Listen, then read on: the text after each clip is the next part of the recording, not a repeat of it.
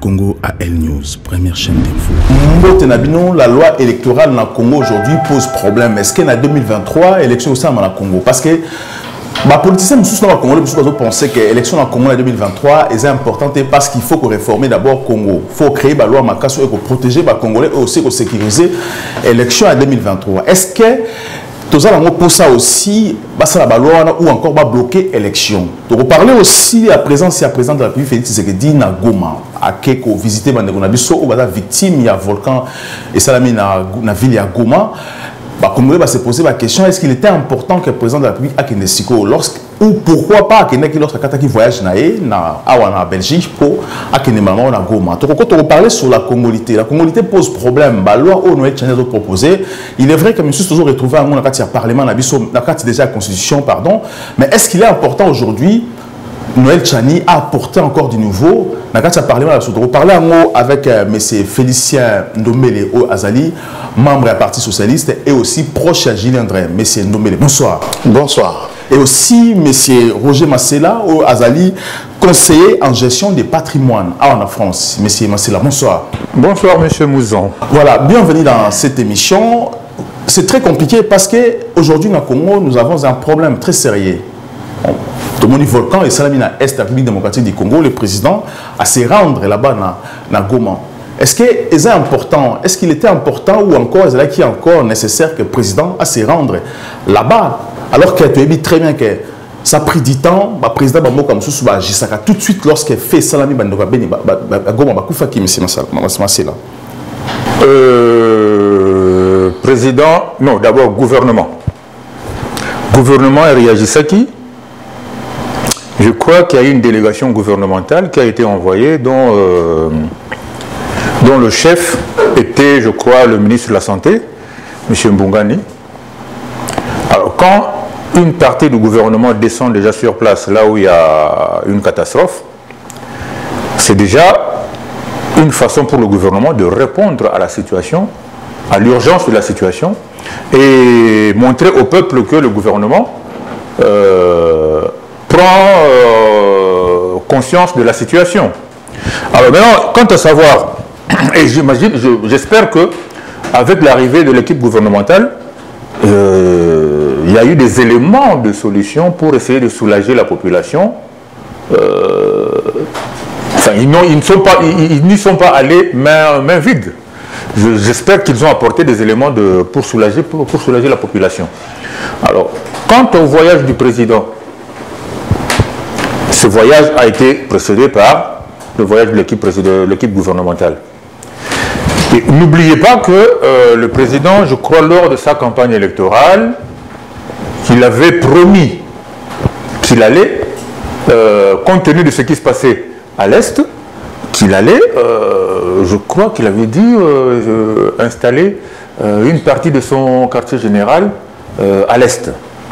Et ça fait du bruit. Comme quoi, il avait promis, il n'a pas réalisé, il promet tout le temps, il ne réalise pas, tout. Bon, maintenant, à l'époque, il ne savait pas que le volcan allait se réveiller. Voyez-vous?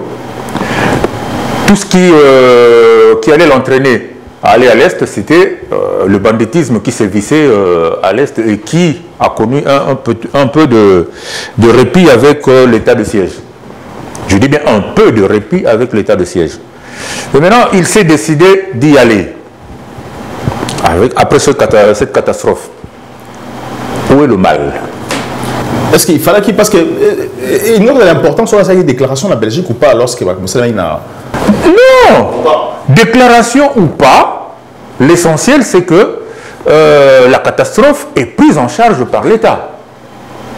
Le gouvernement sait que il y a une partie du pays qui ne vit pas à l'aise, qui est proche de la mort, je dirais. Il y a une partie de la population du pays qui est vraiment proche de la mort. Et Dieu seul sait, bien qu'il y ait... ça paraît comme si le volcan s'est éteint. Mais ce qui se passe au sous-sol... Mais ce qui se passe au sous-sol, parce que le cratère, quand ça s'ouvre, quand ça... la mouki, moto wana tozomona likolo na se mabele ezoleka et mai wana sikotango moto wana ezoleka na se mabele Mais le sous-sol, ils ont comment contaminé. Maï nyonso bato melaka yuta na serre belé. Ils ont comment peu contaminé. Donc lobby ceux qui sont malades et bimi sûrement bato bakoloba. Ah ben ayaki atali bato président ayaki masali le côté. Mais est-ce qu'aujourd'hui, est-ce qu'il va mettre en place aussi organisme qui s'occupe encore d'études à terre pour nous voir au Sama ou pas? Parce qu'il y a une négligence déjà à cette époque-là. Mais c'est... Merci beaucoup, M. Andreas, de m'avoir encore invité au Lelo na plateau il y a LCA News. Et puis, Nazali Sousouko remercier internaute continuera toujours Kolanda Bisso na émission na Bisso ya Congo.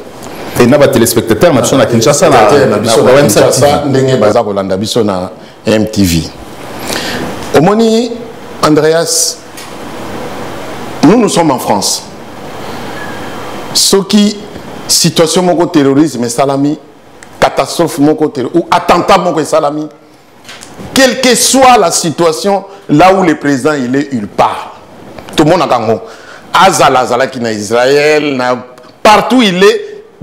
Communiquer staff ya communication baken ambassade basali moi cabine moko ya bureau président yé abimi en lobby. Chez nous on n'en a pas vu. Je suis pas là pour faire la critique mais et pas nabiso ezala quitté.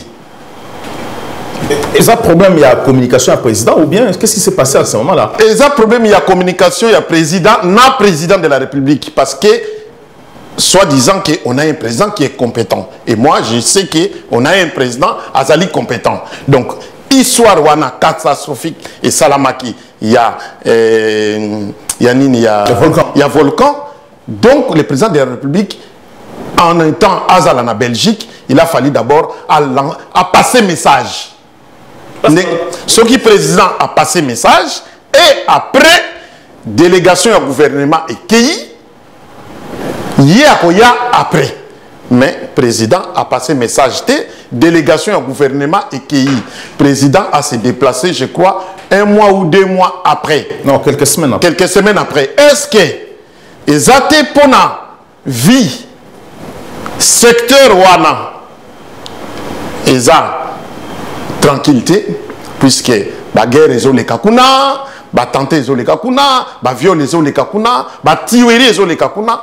Peut-être le président Senga qui d'abord va sécuriser le secteur Wana Bongo Yaya. Je ne sais pas. Moi, étant qu'analyste, je pense que pour Nanga, personnellement, il a fallu vraiment que va sécuriser le secteur Wana avant que le président de la République. Parce que nous avons critiqué le président, en même temps, nous avons béni avant l'état de siège aussi, critiqué le président. Très souvent, nous avons belé à l'Obaraté. Il a toujours un retard à s'exprimer. Est-ce qu'il a dû à ça? Qu'est-ce qui se passe? Il a politique moko. Bon, na lobité que peut-être aligné à ça la copie. Et ça politique Mogo Félix à Mema. Au moins, ce qui bilo comme ça, nano maîtrisant au bien té, puisque les premier mandat naïe à maîtrisant on a nos bien té. C'est pas dit qu'il faut les caca balamon na radio, ton na télévision au loba. Au quoi le bapé au lobby maloba ya malungate. Talaberer Moussoué Salamaki na Kenya. Il a voulu intervenir sur l'écologie. Tala sens président Memaki. Donc Abandaki ko se corriger malem. Mais na ka oyo ya volcan vraiment il a fallu que le président a agi. Mais c'est là. Est-ce que ce que M. Ndomé l'a dit par rapport à Makambo Salamaki, parce que le président est-ce que le président Nabiso sur peut-être na Beni on pouvait aussi peut-être quoi battre Nenge Salami na Tchad ou pas? Est-ce qu'il cause un lien ou le président j'attend ou le service de renseignement? Voilà, là, un attentat, quand ça arrive, nous, le peuple, c'est difficile que nous puissions le prévoir. Mais les agents de renseignement, c'est leur boulot. Le service de sécurité du président, c'est leur boulot de prévoir ce genre de faits ou ce genre de méfaits. Voilà, donc un président ne se déplace pas au hasard. Il y a un service de renseignement, un service de sécurité autour de lui qui doit prévoir ça. Ça existe partout. Et j'imagine que les gens qui sont autour du président, les gens qui ont le devoir d'assurer la sécurité du président, font leur boulot comme il le faut. Je n'ai pas à les critiquer parce que je ne sais pas comment ils travaillent, je ne sais pas quels sont les moyens dont ils disposent, mais j'ai confiance en eux. Voilà. Et le président, on pourra le critiquer, voilà, il n'a pas pris parole, il n'a pas donné un message directement quand on a annoncé le réveil, l'éruption du volcan. Oui, mais cela ne veut pas dire que le président, non. Président pour Aloba,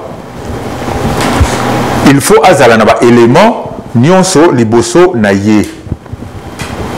Élément nyonso, je veux dire, élément où ils ont décrit par exemple l'ampleur et un volcan,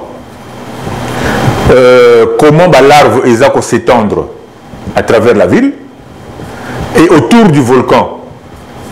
Disposition et la population ils ont la président il faut un agneau sur le service n'a pas fonctionnalité alors. Le service est qu'on fonctionnalité. Le service est qu'on fonctionnalité. Ils ont faute. C'est vrai. On va prendre défense na bangoté. Mais ce qui président soit qui retard pour nous obtenir ça message de réconfort dans le sens wana ça peut être dû au manque d'éléments retraçant ou donnant l'image de la situation devant lui. Voilà. Mais maintenant, le col a fait et salami, Mikolo Eleki. N'a qu'à tes services naïe, vendre les problèmes.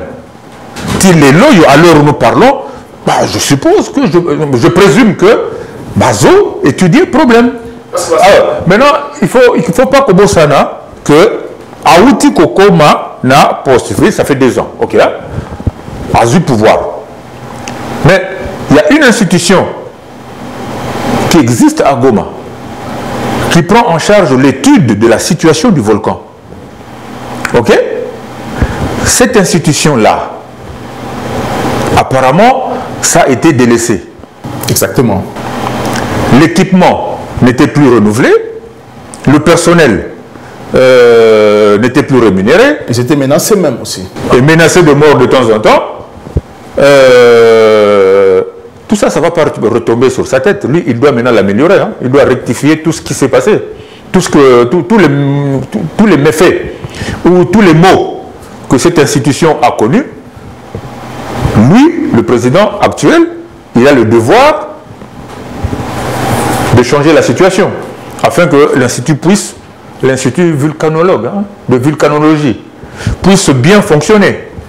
Et ça sera pour le bien de tout le monde, de toute la région.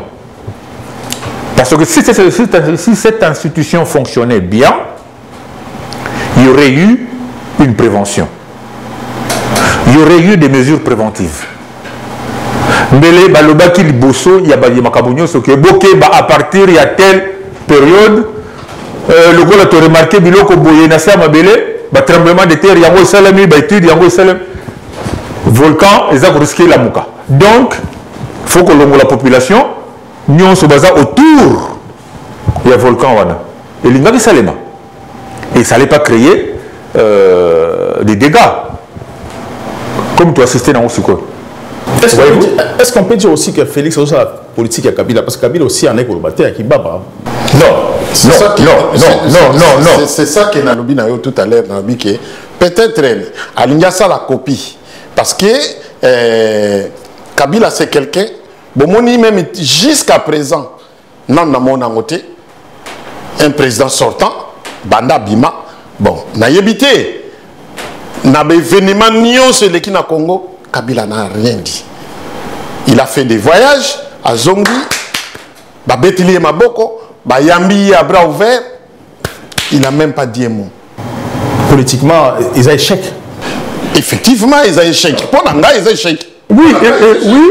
Parce qu'Azan a moins à déjà, 18 ans, c'était tout un échec. Donc, à Rolobana, je suis Congolais.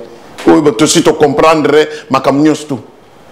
Allez-y, monsieur. Plus que même un échec, je dirais, c'est une insulte qu'il a faite vis-à-vis du peuple congolais. Ne voulant pas prendre la parole pour expliquer la situation du pays, c'est une insulte. Une première, je veux dire une deuxième insulte. La première insulte, c'est celle de ne pas essayer d'apprendre le lingala. Voilà, oui, allez-y. Pendant 18 ans, il a vécu à Kinshasa. Il a fréquenté les Kinois. Disons, il a commandé. Ok? La langue de l'endroit où il vit, il n'a pas voulu l'apprendre. Et il ne l'apprendra sûrement jamais. On va nous dire, voilà, mais il connaît une des langues nationales, le swahili. Oui, ça c'est une échappatoire. C'est un échappatoire plutôt. Parce que Swahili est la langue nationale, aussi langue régionale. Il y a côté à Est. Swahili est la langue nationale. Et aussi langue régionale aussi, parce qu'il continue en Tanzanie. Oui, il n'y a pas de problème.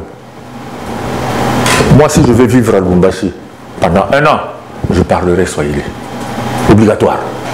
1 an, c'est trop. Si je vais au Kasaï, 1 an, c'est trop. Je parlerai Tshilouba. Soyons sérieux. Voilà, tout compte aussi dans la loi électorale, parce que ils ont posé problème aujourd'hui au Congo. Parce qu'on pensait que l'élection aux Alatés, vu ma ça pose problème. Mais c'est nommé.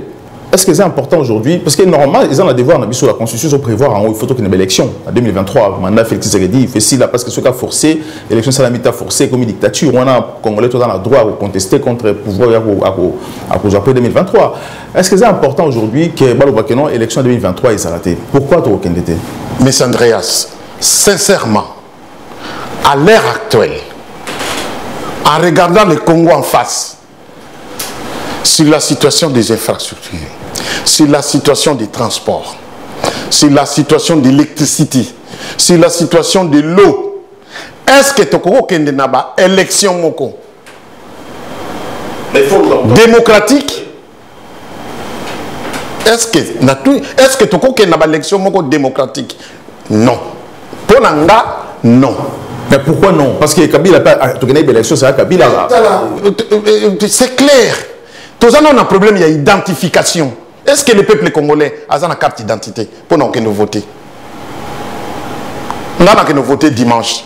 J'ai ma carte de lecteur. J'ai ma carte d'identité. Est-ce que le peuple congolais a une carte d'identité? Mais il faut un président pour avoir en place. Mais oui, mais tout ça pour l'identification, pour mettre l'identification en place, ça prend du temps. Bateau union sur les politiciens. J'ai dit ça à haute voix. Les politiciens union sur Oyo Bazali Kolinga élection ezala na 2023. Batika komi kosana. Bazala sincère. L'état actuel Oyo Félix Azweli Congo a koki kosali sa élection té na 2023. Ça c'est mon avis personnel. L'état actuel au Congo ezali tokoki kokende na élection té. Surtout lingi vraiment tout ça la élection moko démocratique et transparence, il faut te rajouter encore 2 ans. 2 ans. Voilà. Donc bon, ma constitution alors c'est cas-là. Mais 2 ans encore. Exactement pour ma constitution. Exactement. Même ça. Non, question il y a pour ma constitution té, mais ali question il y a Assemblée nationale. Ce qui, Assemblée nationale, va valider, va dire que non, tu peux si président 2 ans, encore pour même 1 année encore de plus, pour temps.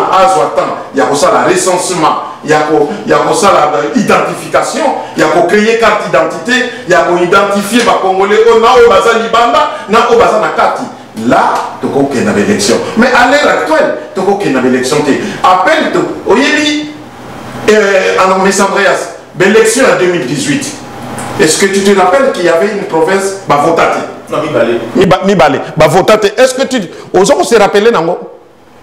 Si, alors, comme osons se rappeler Nango? Donc, sincèrement, tu as une élection dans des conditions. Oui, mais ce qui va spécifier encore 2 ans, est-ce que à organiser encore Céline Nabisso, est-ce que tu as un recensement pour tout gagner l'élection? Parce que pourquoi pas celle longtemps Romain à pouvoir tout de suite après?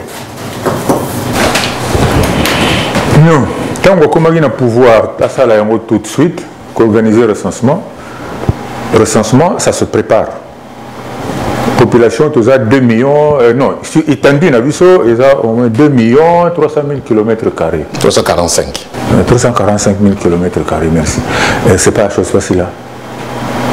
C'est pas avec un clôture, après un claquement de doigts qu'on va organiser, on va sillonner 2 millions de kilomètres carrés. Hein? Et sans oublier que, quels que soient les efforts déployés, il y a des coins où il est inimaginable de penser qu'il y a des gens qui habitent là. Et Batouana, mais en même temps que Joseph Kabila a le pouvoir, que Mobutu est président. Tu te rends compte? Bon. C'est pour te dire que pour sillonner un cannabis, c'est difficile. Alors maintenant, dans l'état actuel des choses, prévoir les élections, oui. Vous savez, la démocratie, il ne faut pas la prendre à la légère. Hein. Il faut aussi qu'on respecte en haut aussi. La démocratie, c'est bon. Le peuple, notre population veut la démocratie. Et dans la démocratie, pour mieux soutenir la démocratie, les élections doivent être crédibles. Les élections doivent être crédibles et libres. Alors, pour que les élections soient crédibles, M. Andreas, M. Ndombele est là en face, il a une expérience politique. Mes chers amis, la moindre des choses, c'est de connaître l'effectif électoral. L'effectif de l'électorat. Ça, c'est la moindre des choses. Parce qu'on ne va pas faire des pourcentages sur base de à peu près. Non. Il faut connaître le nombre des électeurs. Alors, le nombre des électeurs, pour les connaître, il faut encore avoir l'effectif, il faut connaître l'effectif de la population en général. Alors, l'effectif de la population n'a jamais été comptabilisé de façon sérieuse depuis, je crois, Mobutu. Après l'indépendance. Hein? Après l'indépendance. Après l'indépendance, bon, à l'époque de Kasavubu. Voyez-vous? Alors, qu'est-ce qu'on a comme conséquence de cela? C'est que les frontières étant poreuses, c'est-à-dire frontières, les Agarans surveillés,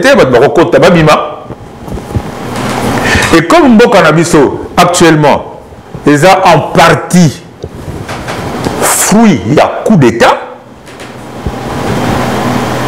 Vous voyez bien, en partie, ils ont fruit, il y a coup d'État.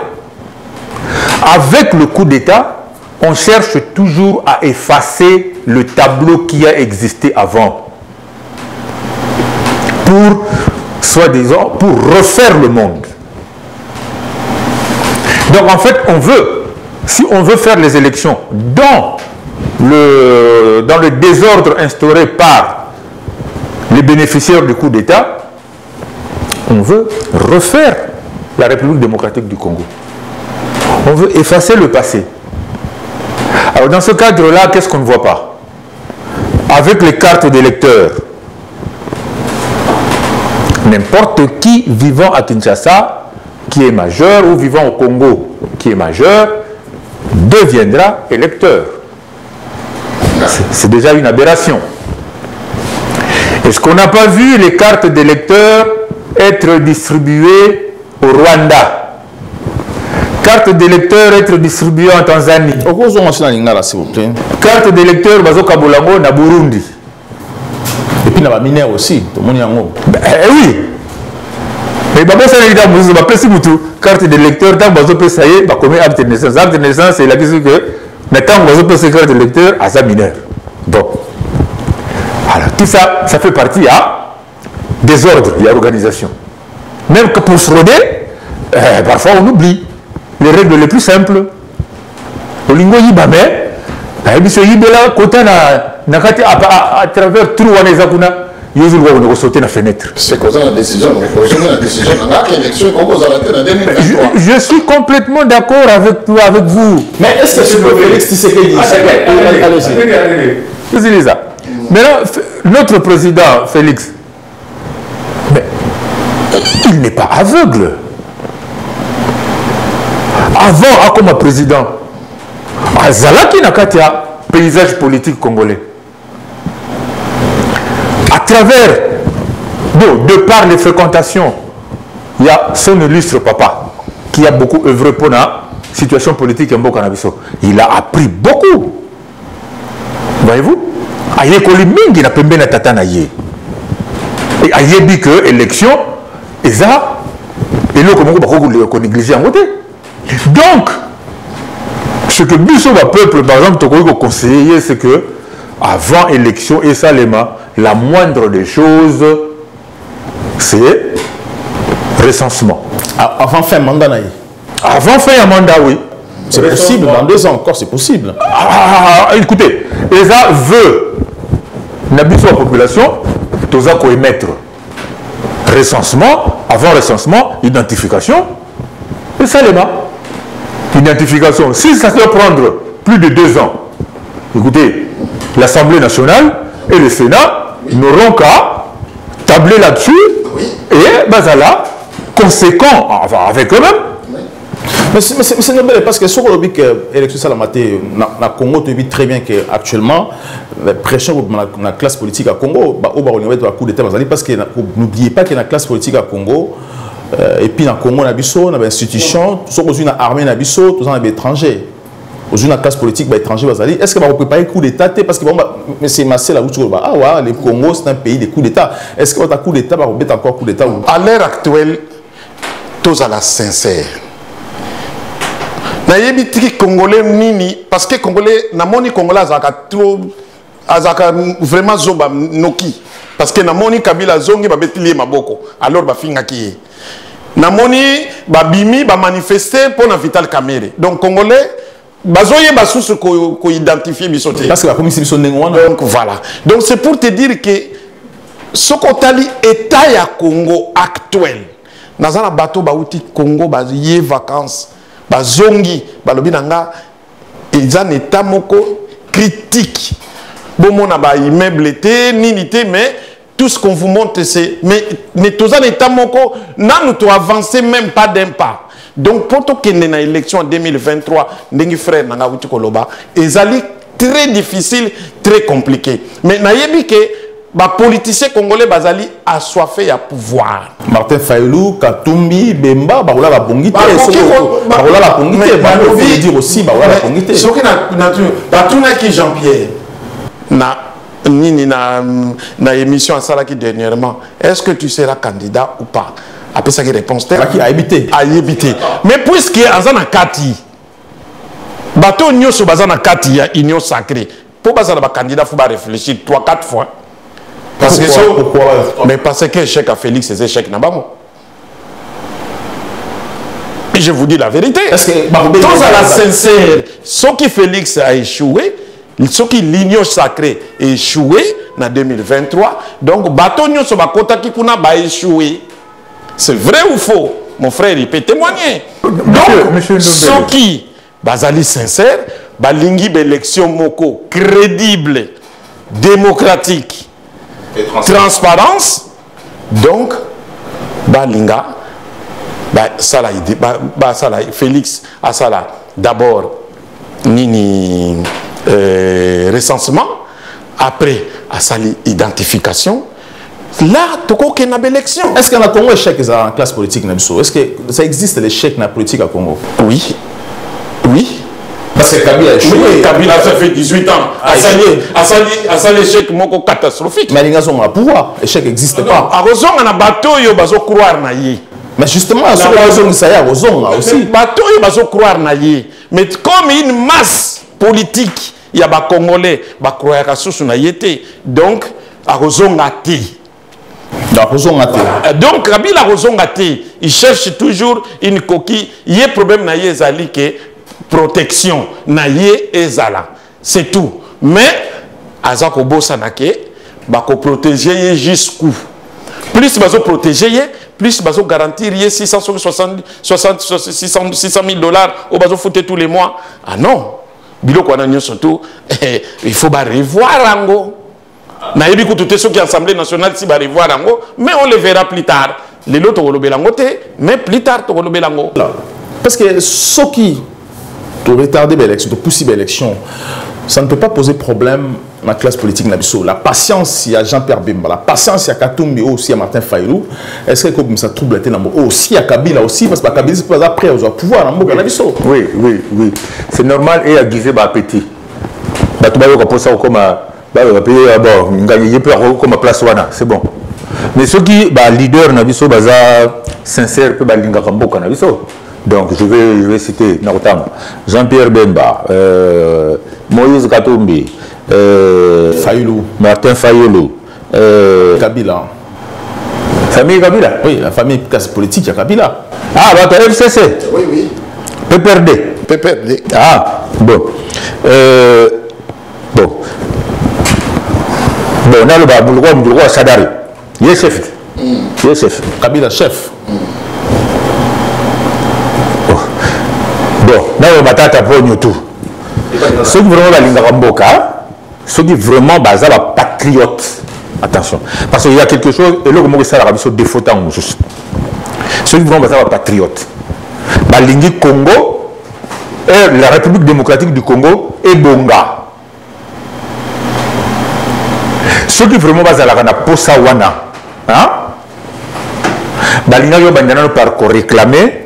Ndenge Félix a commis président, va réclamer, il va bêter tout le temps à porte amélioration de la situation sociale.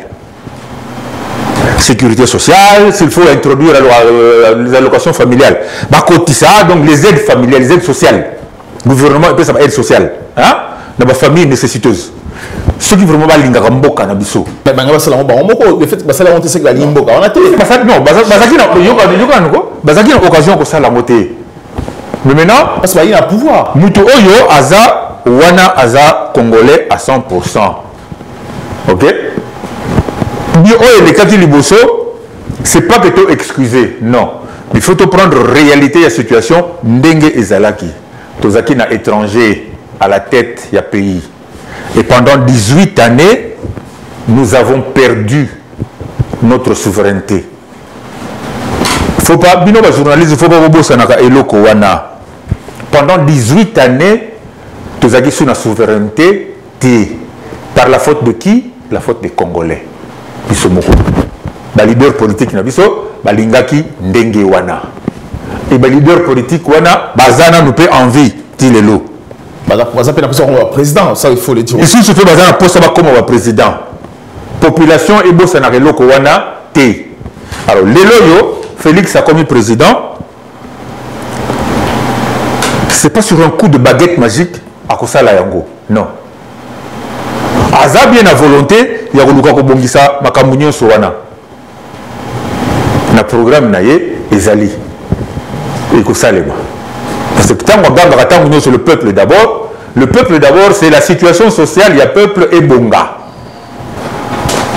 Bon maintenant, pour les politiciens, les leaders politiques, ils vont aspirer comme président de la République, va se présenter devant la population.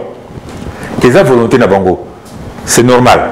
Mais ceux qui vont dire pas banda kotungisa Félix pour na abongisa situation sociale ya mboka. Mais beaucoup remarqué que aucun de deux, de tous, mon côté, na kati na bango nyonso, assis à ça là, le Cambona sans Souana. Ça ne vous dit rien. Parce que pour la bango, si, moi, je l'ai évoqué. Alors, tant que comme président, tant que vous avez comme président, vous avez comme liboso, vous funda Félix na échec. Vous voyez, funda Félix na échec. Oh, promettait qu'il pour la population, à salir en côté. À promettait que le peuple d'abord, à salir en côté. Mais, Okoyo kaka bango wana kaka, ba leader wana.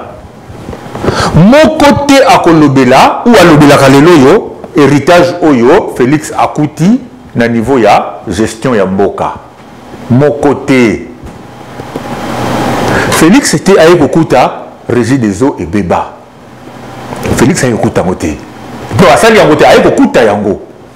Et il a le devoir d'améliorer la situation. Félix a écouté des délestages dans EDF. Dans SNEL.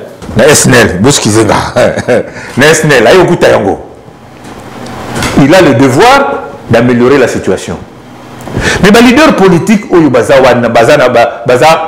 critiqué, ils ont place. Mais pourquoi le raconter? Que pendant 18 ans, tu vas dans Mboka, maille zate na robinet, maille bimagana robinet, ils ont le la maille potopoto, courant, tu as un soleil, 24 heures sur 24, tu as un barrage qui peut alimenter Kinshasa, tu as un barrage de Zongo. Il y a beaucoup de Musika. Zongo, ils ont besoin de Kinshasa. Zongo Kabila a silencié un mot, mais il n'y a pas de courant à Kinshasa. Toujours se poser la question. Dans le Bilarango. Mais, après, Félix a échoué. Ok? Après, à haute voix en plus, que Félix a échoué. Mais Félix, il faut que ça, Makambunyo Sowana, et Bongate depuis 18 ans. Félix, il faut ça la makasi pour na Congolais azongela souveraineté naye. Bande koboye bité soni nini ezali pour na mwana mboka kozala baloba na yo que étranger a dirigé mboka na yo. Voilà, tu as aussi parlé aussi sur un peu ce qui se passe sur la congolité. Cette affaire à congolité aujourd'hui, ils ont posé problème, mais c'est nommé. Parce que les Congolais ont pensé que c'était une très bonne chose. Ils ont des étrangers, c'est important, mais la classe politique a posé problème parce que même les politiciens dans le Congo aujourd'hui, ont menacé les députés, les députés ont porté le Tchani, et ça c'est Daniel Safou qui a dit ça, devant même Katoumbi et tout, et posé problème. Alors aujourd'hui, est-ce que c'est important aujourd'hui de parler sur cette loi Tchani parce que la constitution déjà est les Congolais d'origine, des fois dirigés Congo. Kabila, tout le monde Kabila, qui bangon en 2011, Bakatumbi pour le président, va candidat, Simba qui t'a est-ce que c'est important aujourd'hui? Omoni Andreas, fona za la sincère. Na lingina za la sincère. Na lingina lo bali kambote na soni. Parce que tant que Félix a kotaki na pouvoir, Félix a zokene na troisième mandat, troisième année na ye. Makoti leloté. À côté qui depuis 2019. Justement. Les lois qui na troisième année na ye. Est-ce que ayeba kiteke beaucoup oyo. Constitution. Ayeba kiteke beaucoup oyo. Ezama lamuté. La constitution. Partout oyo Félix atamboulaki. Parce qu'à une opposition. Tant aux en opposition, aux en supporters, aux en tribune, à ce moment erreur. Mais tant au côté, c'est à toi de corriger l'erreur. Donc ça fait 3 ans Félix a Kotaki. Azaki capable là, non, la moindre des choses, de changer dans le boucoyo. Parce que la constitution est un socle. Yamboka. Et ça likunzi Yamboka. Yamwe simbaga Mboka. Constitution. Alors, comment Lélo, 3 ans après, 2 ans et demi après, 2 ans après, que, bon, déjà, Babandi Kotia a pression que l'élection est en 2023, Samba se rendre compte tout autour, il y a mon frère Nanga Wito Loba, donc, il y a tête, il y a parti politique, tant que nous avons 2023, il faut qu'il y ait des élections, mais nous avons tout autour de Yamboka. Est-ce que tu as une élection crédible? Non. Est-ce que tu as une élection démocratique? Non. Est-ce que tu as une élection transparence? Non. Donc ce qui fait que tout est non. Alors, franchement parlant, pour créer loi wana, personnellement, je dis personnellement, d'accord. Mais pourquoi ça n'est d'accord? Et puis 2, la personne qui est visée dans la loi wana, Moïse Katumbi. Mais pourquoi vous avez visé ceux qui ont répondu à la question? Je ne suis pas d'accord qu'il y a visé. Hein? Mais parce que Moutaza s'est lamenté, Zaye. Parce qu'il a se senti congolais. Mais puisque Katumbi a été clair, je suis né du père israélien et de mère congolais. Il a été clair. Donc, Azali 50%. Donc, comme Yé Moutazali, au Bazali Kobengake, Azana Charette, Yé Moutazali Bosso, Azokende, donc, bazo viser nani, ba visera toujours moto azokende. Donc c'est pour nanga personnellement, alors que les deux personnes, que ce soit Jean-Pierre Bemba a visité, mais entre Jean-Pierre Bemba et Moïse Katumbi, bah engo batu bayaki parce que Bemba a visé parce qu'il pas un lien portique aussi. Bango bayaki ko propulser union sacrée. Alors lelo yo Félix Olingo le bakeno a photo créer loi moko il y a congolité. Mais tant que vous créez loi wana ya congolité, c'est que beaucoup écarté Katumbi. Alors que Katumbi tango ayaki, t'avais vraiment la bras ouvert ya koyambaye. Bon si ko tango yambiye, alors lingo créer ce ko loi pour écarter. Est-ce que ce que Katumbi a que ça l'alliance dans Fayulu? Et ça danger te pour na Félix, ça c'est un. Deux, ce qui Jean-Pierre a dit que non. Félix a écarté Motoyo et comme il tourne parce que Félix n'a bien. Va rejoindre Fayulu. Va zonga na Lamukaya. Il y a l'ancien Lamuka. Est-ce que ça danger pour Félix? Donc, surtout, pour Nanga, ce n'est pas le moment de parler sur la loi congolité. Ce n'est pas le moment. Batikango, va changer notre constitution parce que la constitution est à ma baie. Allez-y, monsieur Massera, allez-y. La proposition, il y a Noël Tiani. Ça m'étonne d'ailleurs que Batobele va dire loi. Oui, mes chers amis. Parce que la Congolais a déjà loi. Mais non, les journalistes, il ne faut pas recadrer Bango. Non, parce que c'est une proposition de loi. C'est une proposition pour l'instant. Non, ils n'ont même pas de proposition de loi. Ils n'ont même pas une proposition de loi. Non. Assemblée nationale, il y a ça la proposition de loi. Voilà. Gouvernement, il y a ça la projet de loi. C'est justement la projet. Non, il n'y a ni projet ni proposition. Il y a idée, il y a Noël Tiani à Bibisi. Ok? Il y a un sens wana, il y a un wana. Maintenant, éthiquement, l'idée wana est bien construite. Après ça, il y a un des députés. Ah, ok, mais on a parlé, on s'est dit, on a parlement. L'Assemblée nationale, un projet. Pour une proposition de loi. Si on appelle ça, on a un premier ministre, par exemple, ou un ministre de l'Intérieur, qui va accepter, va étudier, il va accepter, et il faut comme un projet de loi. Justement. Mais maintenant, dans la construction, il y a une idée naïe. Ndenga bimisi yango. Il est congolais. Et il veut que son pays ait des institutions fortes. Noël Tiani, je peux dire que je connais la personne. Il aime son pays. Et il veut que son pays ait des institutions fortes. Parmi lesquelles, il y a la première, la présidence de la République. Vous voyez? Présidence de la République, et ça, institution, il faut la makasi. Alors, pour la makasi, il faut que Kambama na Congolais. Oyo, avant de commencer des souches, Congolais oyo alingi mboka na ye. Alingi population na ye. Et pour na kozala na capacité na état ya kolinga mboka.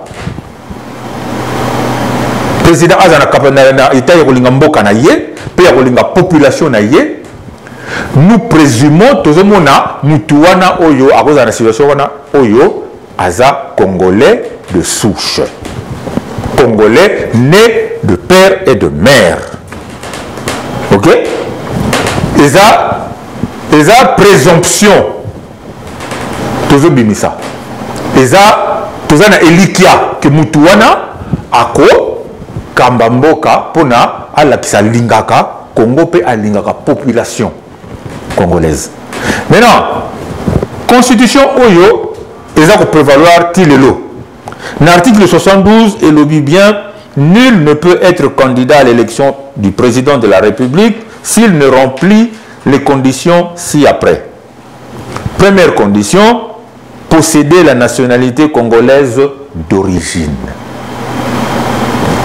Nationalité congolaise d'origine, je dis qu'il y a des conditions, pour conditions claires. Nationalité congolaise d'origine s'obtient comment? Je présume, et que vous allez par la naissance, au Botami, c'est papa, maman congolais, soit au Botamina Congo. D'origine. Oui. Ceux qui n'ont pas d'erreur, bah, va corriger. Mais, on va connaître, commandant, va connaissance sur les droits dans un et ça, la Congolais d'origine, na Congolais par affiliation. Ça, il ne faut pas distinguer. Oh, on va retrouver na Congolais par affiliation. Bah, on va voter sur place. Non.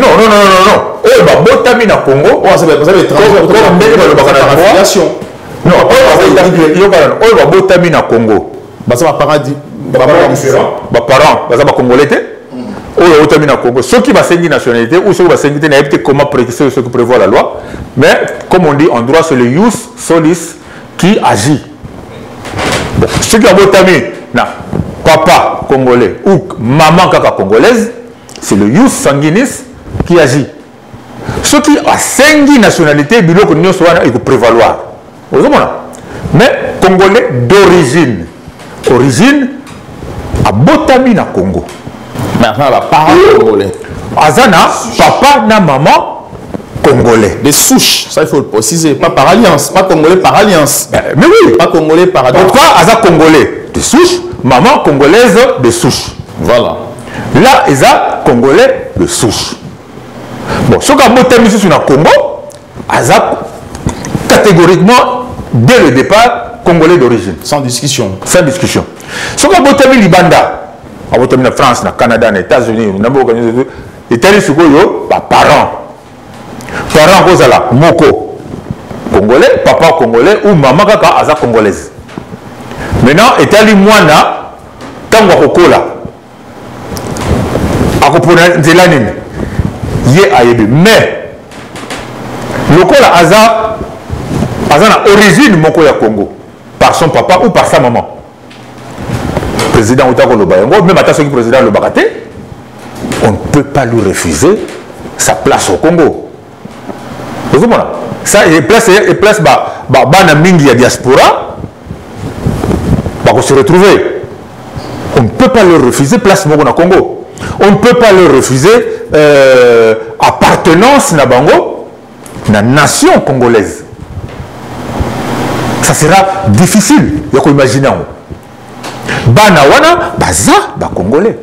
Mais la loi Tchani, mais proposition. Mais non, la loi Tchani, est-ce que maintenant, attendez, est-ce que maintenant tout Congolais d'origine ou tout Congolais de père et de mère est un homme de face à la président? Attendez, il y a faut pas tout qui n'a pas vaille comme ça. Na elo konyo so ba condition d'accès ezalaka. Mais dans la condition d'accès, il faut serrer les vis. Pour Ezala, et là, comme on prise à la légèreté, il faut serrer les vis.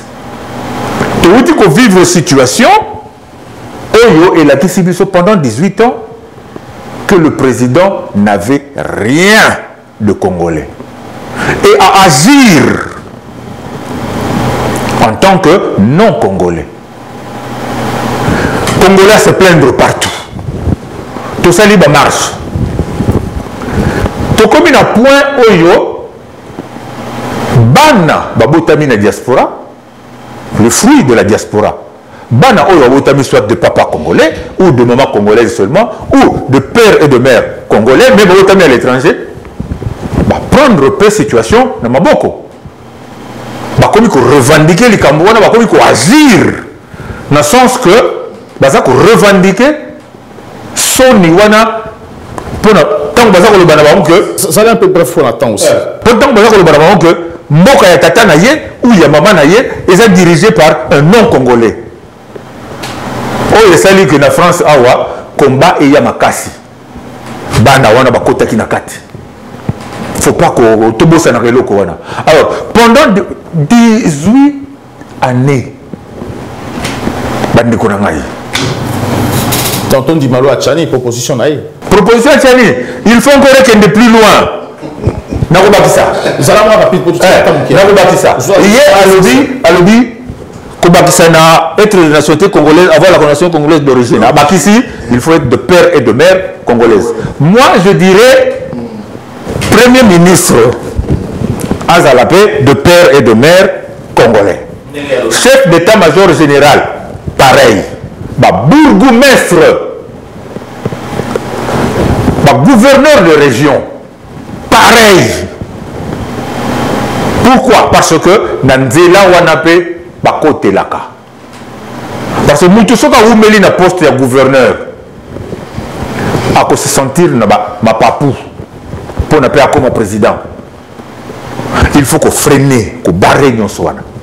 Et ça la trouble parce que Bakota trouble n'enge balingi, mais il nous faut des institutions fortes. Et la rigueur de la loi, rigueur et la loi future, il faut, la rigueur, il faut prévoir des sanctions.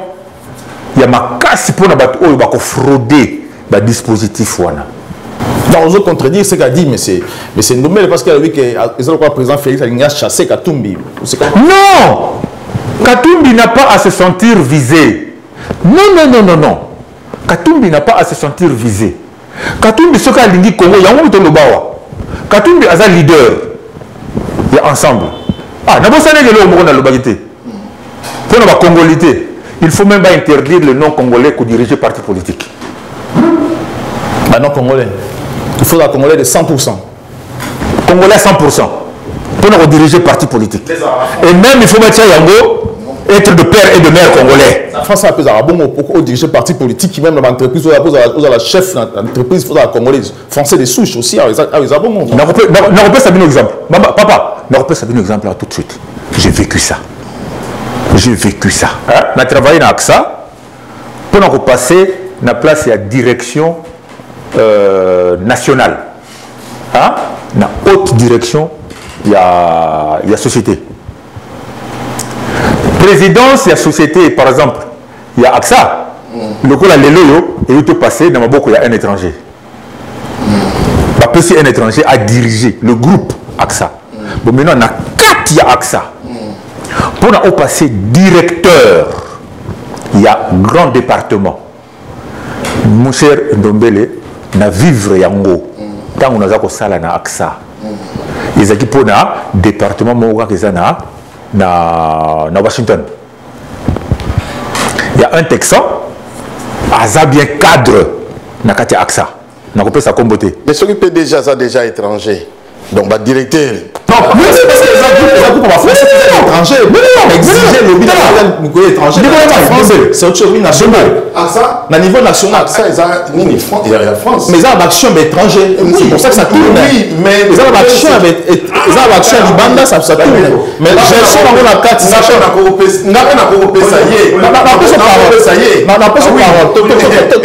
C'est un groupe français. Ils ont dirigé un étranger. Action, ils ont exigé. PDG, la carte qui faisait Renault et Nissan. Oui. C'est l'étranger, c'est dans le Liban. Oui, mais voilà. Allez, non. Il y a un Bako. Il y a un petit exemple que le président c'est AXA est passé dans un étranger le lot. Après Henri de Castres est passé dans un étranger. Voyez-vous? Or, avant, c'était impensable. Mais, on a vu qui n'a AXA, il y a mon azoluba. Direction nationale, il y a département. Le Texan, à comme la place Wana. D'abord, il exiger, il faut avoir une carte de résident. En France. Il faut exiger la carte de résident. Or, il y a des conditions où il y a Vivaka. À cause de la carte de résident. Donc, on a fait poireauter devant la seuil à porte pour ne pas signer papier comme directeur national. Et il y a un grand groupe, on a Renault, Peugeot, AXA, BNP, Sanofi. Ce sont des entreprises qui tiennent l'économie française. Ok? Cause à la tête. Ça, c'est autre chose. Ce n'est pas un problème. Entre un étranger. Mais dans la direction département qui font fonctionner le groupe. Voilà. Mais celui qui fait fonctionner le groupe, c'est le PDG ou bien c'est le département? Le département. Parce que le PDG a représenté autre chose. C'est autre chose. Quand on fait le bénéfice, on voit qui? On voit le PDG, on ne voit pas le directeur départemental. Dombele. Non. Dombele. On voit le PDG. Mais non. Gascon va commissionner parce que hier mutasali filiation Nissan na Renault a tombé les amours. Il y a un PDG départemental. Mais c'est Nobel, en France, dans la police nationale de la France, non. Qu'on compare na sens fanaté. Non, qu'on compare na sens fanaté. Les mêmes structures. Moi, je veux que quand même qu'il faut qu'il y a des structures. Osons comprendre. Na tête ya Congo, s'ils disent que non, il faut un Congolais à 100% de père et de mère, je suis tout à fait d'accord avec mon frère Marcela. Mais le problème que ce que nous avons vécu en France, je prends l'exemple d'Emmanuel Valls, quelqu'un que je connais bien. Il n'est pas né en France.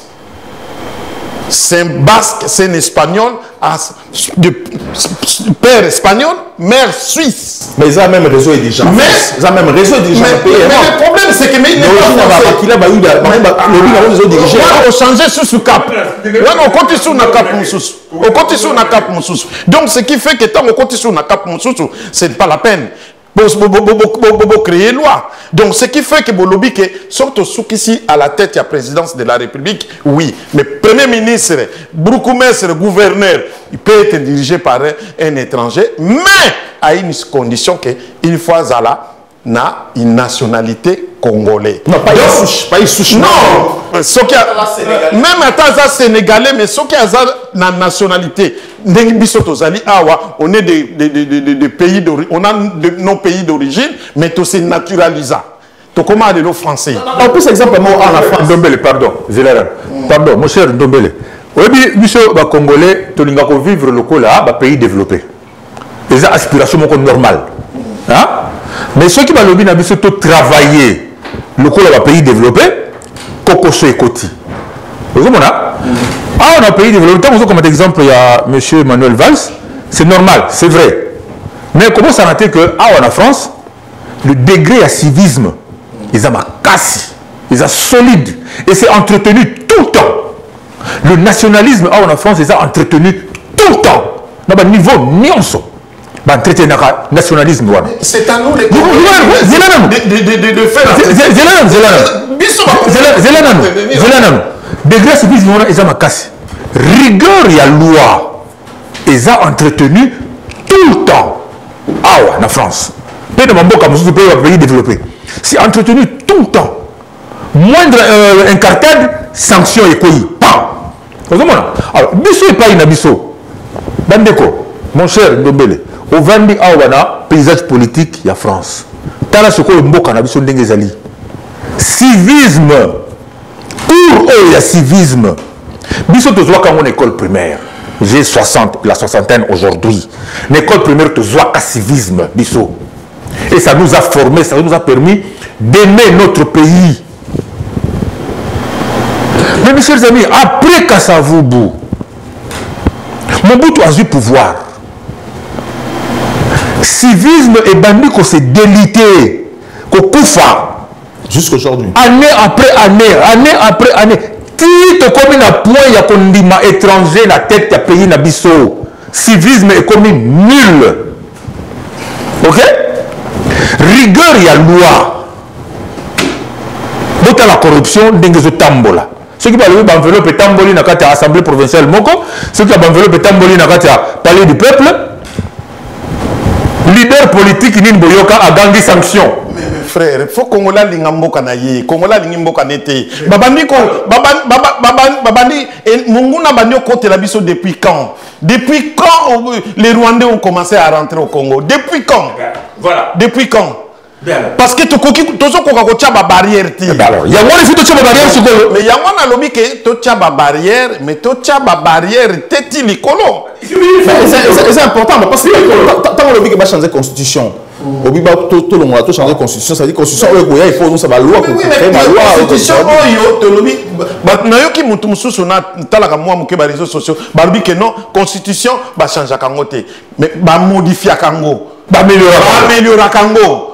Oso comprendre. Nalanda qui député moko non constitution ba simba kangote. C'est faux. Constitution ba changer kango, ba améliorer kango. Les preuves en est que en France, tozaki na pouvoir il y a 7 ans, il y a présidence, il y a mandat présidentiel, to comme en 5 ans, ba améliorer kango.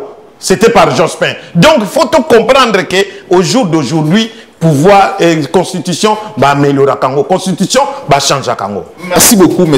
Ndombele Félicien. Je rappelle que vous êtes membre du Parti Socialiste en France et aussi proche à Julien Drey.